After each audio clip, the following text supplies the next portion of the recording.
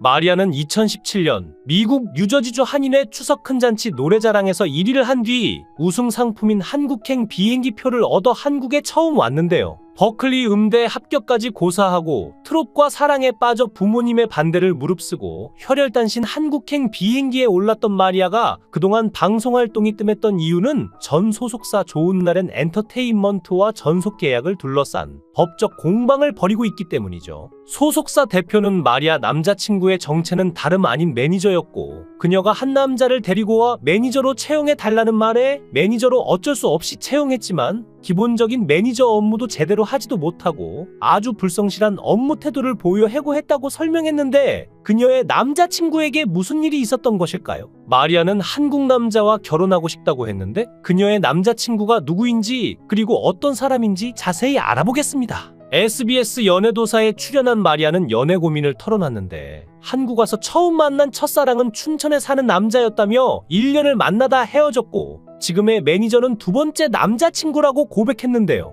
미국에선 한 번도 남자친구가 없었다는 마리아는 한국 와서 만난 첫사랑은 춤추는 사람이었다고 밝혔죠. 당시 헤어진 지 1년 반 정도 됐다고 말한 마리아는 그 남자는 3살 연상 오빠였는데 춤도 잘 추고 멋있어서 1년 동안 만나다가 장거리 연애가 힘들어서 헤어졌다고 말했습니다. 마리아는 처음에는 남자친구가 춘천에서 매일 보러 왔다며 그런데 2주 정도 지나니 네가 오면 안 되냐고 했다고 과거를 회상했죠. 그러면서 그녀는 연애 경험이 없어서 잘 몰랐는데 남자친구에게 맞춰주기만 하다가 도저히 안 돼서 결국 이별했다고 하는데요. 마리아는 전 남자친구에 대해 게으른 남자였다.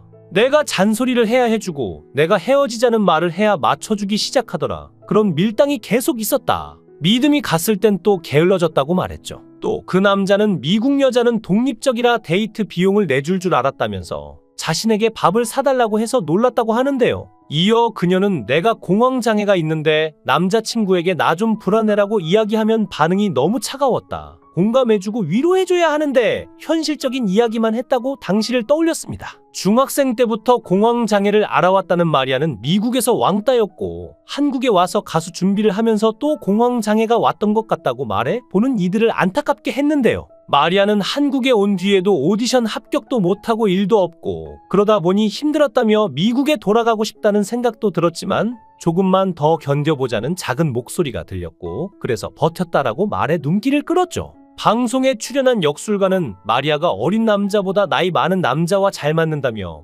부모님처럼 따뜻하게 사랑을 줄 수 있고 아껴주는 사람이 본인과 잘 맞는다. 연애운이 들어오는 시기는 내년부터 3년까지 들어온다라고 말했고 마리아는 역술가의 말에 동의하며 저보다 어린 남자는 절대 안 만난다. 미국에서 온 문화인 것 같다. 어린 남자는 철이 없다며 웃었죠. 그리고 결혼에 대해서는 서로 사랑하는 마음만 있으면 되고 국적은 상관없는 것 같다고 말하면서도 K-팝을 좋아하는 그녀는 한국 남자와 결혼하고 싶다고 하는데요. 이상형으로는 가수 겸 배우 차은우를 꼽았습니다. 최근 활동이 없자 잠적설이 돌던 마리아가 새 소속사와 함께 활동을 재개한다고 하는데 부쩍 야윈 모습에 보는 이들을 안타깝게 했죠. K-팝의 매력에 빠져 미국을 떠나 한국까지 날아온 그녀에게 도대체 무슨 일이 벌어진 걸까요? 미스트롯2의 대학생으로 참가해 준결승까지 진출한 마리아는 이듬해 좋은 날엔 엔터테인먼트와 전속 계약을 체결합니다. 이후 골 때리는 그녀들 가요무대, 냈다 라자, 대한외국인 등 다양한 프로그램에 출연하며 활발히 활동을 벌이다 지난해 2월 소속사와 신뢰관계가 깨졌다며 내용 증명을 통해 전속 계약 해지를 통보하죠. 마리아가 소속사에 보낸 내용 증명에는 여러 가지 사유가 있었는데요. 먼저 회사는 그녀의 개인정보와 사생활을 전혀 존중해주지 않았다고 합니다. 마리아는 소속사 대표가 몰래 신원 불상의 20대 남성 3명에게 주거지 주소와 현관문 비밀번호를 알려주고 주거지에 들어가 청소하게 했다고 주장했는데요. 그리고 마리아는 지난해 2월 소속사 대표가 남자친구였던 매니저 A씨를 일방적으로 해고했다며 불만을 제기하기도 했습니다. 마리아는 기존 매니저를 해고하더니 소속사 다른 직원에게 동의 없이 일방적으로 주거지 주소 및 연락처를 전달했다고도 덧붙였죠.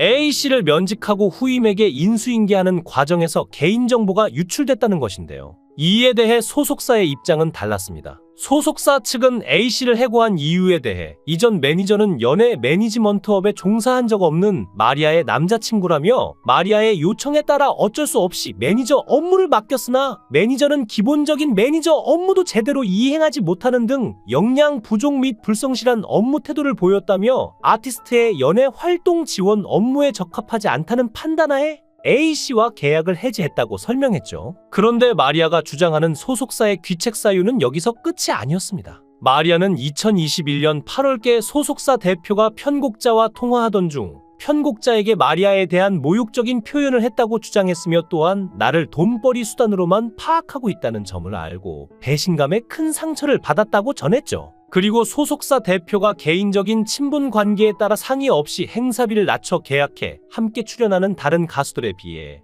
훨씬 못 미치는 행사비를 받는 것에 만족해야 했다고 합니다. 결국 그렇게 상처받은 어린 마리아는 더 이상 어느 누구에게도 한국을 추천하고 싶지 않다라고 할 정도로 충격을 받았고 제대로 된 준비 없이 한국에 와서 정말 힘든 시간을 보냈다고 말해 그녀가 한국에서 받은 상처가 얼마나 깊은지 알 수 있었죠. 하지만 이에 대해 전 소속사 좋은날엔 엔터테인먼트의 주장은 달랐는데요. 우선 마리아는 거주지를 무단 침입했다고 주장하고 있지만 소속사 측은 2021년 5월 TV조선 예능 와일드카드 쓰는 남자 촬영을 위해 급히 마리아가 거주 중이던 주거지를 급히 청소 및 정리해야만 했다며 이에 SBS 골때리는 그녀들을 통해 마리아와 친분이 있던 사람과 지인들을 섭외했고 마리아로부터 현관문 비밀번호를 전달받았다고 합니다. 청소 후에는 마리아에게 비밀번호를 바꿀 것을 권유했고 마리아의 연애 활동을 지원하면서도 사생활을 존중 및 보호하기 위해 일련의 조치를 모두 취했다고 항변했는데요.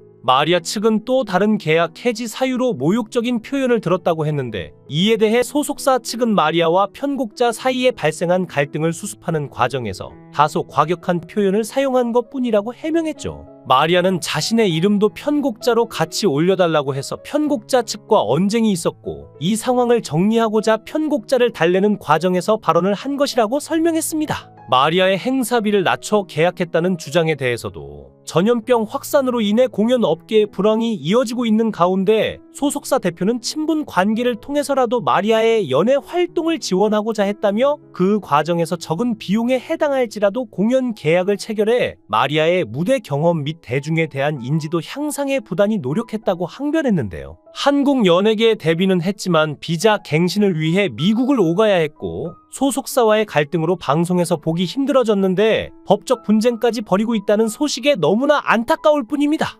마리아의 노래는 현란한 댄스나 제스처도 없었지만 그 노래 하나만으로 충분히 피를 주고 있었죠. 어차피 트로트라는 장르가 한국인이 느끼는 통속적인 것이라 해도 노래가 사람들의 마음을 움직일 수 있다면 세계 어디에서나 통하는 것이니까요. 마리아를 보면 불가에서 말하는 윤회가 있다는 느낌을 아주 강하게 받는데요. 미국인이지만 어딘가 모르게 한국인의 느낌이 나고 그녀가 주현미의 노래를 그렇게 한국인의 필링을 가지고 부를 수 있다는 것은 전생의 인연이 아니면 불가능할 것 같습니다. 더구나 그녀의 할아버지가 6.25 전쟁에 참전했던 병사였다는 사실은 그런 인연을 더욱 짙게 하는데요. 마리아가 TV조선 미스트롯2에 처음 출연했을 때 금발의 미녀가 무슨 한이 있어서 절절한 트로트를 부르겠느냐는 편견은 방송으로 쏙 들어갔죠. 울면서 후회하네, 정말 좋았네, 목포행 완행열차 등 국민 가요를 완벽하게 소화하고 최종 12위라는 높은 성적으로 경연을 마무리했고 장윤정은 외국인치고 잘한다가 아니라 그냥 잘한다며 마리아의 실력에 칭찬을 아끼지 않았는데요. 장윤정이 인정한 실력자지만 사실 경연 내내 마리아는 자책하며 머리를 싸매야 했습니다. 그녀는 긴장한 티가 역력한 얼굴이 모니터에 다 드러났고 한국인이 아니라서 몸짓에 어색한 부분을 주변의 도움을 받아가며 경연을 준비해야 했죠. 노력으로 얻은 결과에 마리아는 대만족한다면서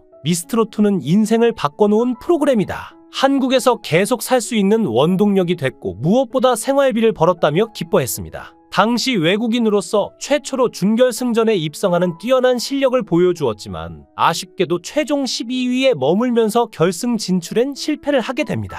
당시 준결승에서 마리아는 목포행 완행열차를 열창했고 조영수 작곡가는 예전에는 기교가 단순했다면 지금은 각 소절에 알맞는 기교를 구사한다. 진성으로 가다가 두성으로 올릴 때 자연스럽게 잘하더라. 다음 무대가 기대된다고 호평했죠. 장윤정은 마리아의 인생곡 목포행 완행열차가 완성됐다. 그리고 엔딩을 너무 아름답게 처리해서 좋았다고 심사평을 전했습니다. 현재 방송 활동에 집중하고 있는 마리아는 트로트 앨범도 준비 중이라고 밝혔습니다. 그녀는 무조건 정통 트로트를 하고 싶어서 다양한 작곡가에게서 곡을 받아서 준비하고 있어요라며 빠른 것보다도 완벽하게 앨범을 내놓는 게 좋다고 생각해서 열심히 준비 중이라고 전했죠. 개인적으로 주현미 선생님의 팬이어서 정말 같이 해보고 싶다며 팬심을 드러내기도 했는데요. K-팝을 좋아하고 순두부찌개 등 한식도 입맛에 잘 맞는다며 한국이 좋다는 마리아는 미국에서의 가수 활동은 생각해보지 않았고 한국에서 활동이 잘 맞고 트로트 가수들이 하는 행사 무대도 너무 재미있어서 앞으로도 한국에서 계속 활동하고 싶다고 합니다. 마리아의 남자친구의 정체는 다름 아닌 매니저였고 소속사를 옮긴 지금도 마리아의 매니저 업무를 맡고 있다고 하는데요. 마리아는 자신을 통해서 세계적으로 트로트를 더욱 알리고 싶고 나중에는 영어로 트로트를 불러서 외국 사람들이 많이 알아봐 주셨으면 좋겠다며 다부진 각오를 전했죠. 마리아의 열정과 노력의 경의를 표합니다. 뜻하는 바를 이루고 많은 활동 기대하겠습니다. 영상을 끝까지 시청해 주시고 귀한 시간 내주셔서 대단히 감사합니다. 구독, 좋아요 꼭 부탁드립니다. 더 좋은 영상으로 보답하겠습니다. 거원행